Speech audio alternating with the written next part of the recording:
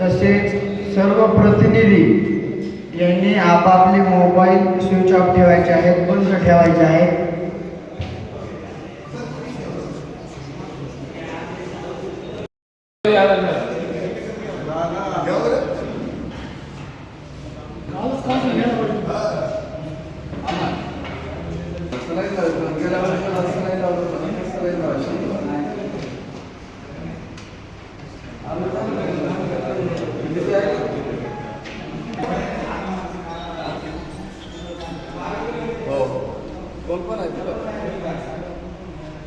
काय अडचण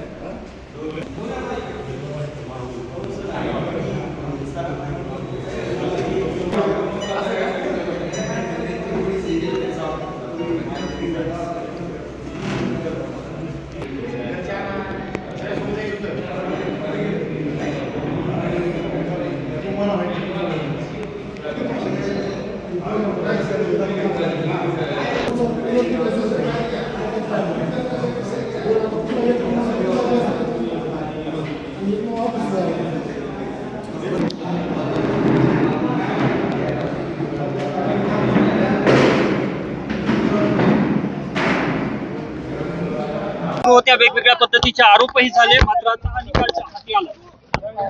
आरोप कुणी काय केले मला माहित नाही. मी पहिल्या दिवशी पण सांगत होतो, माझे मतदार राजा माझ्या सोबत आहे. त्यांनी आज मतदान रूपी आशीर्वादातून ते सिद्ध केलं आहे. कोण कुठं लय कुणी काय माझ्यावर आरोप केले तरी माझी जनता पहिल्यापासून माझ्या सोबत होती.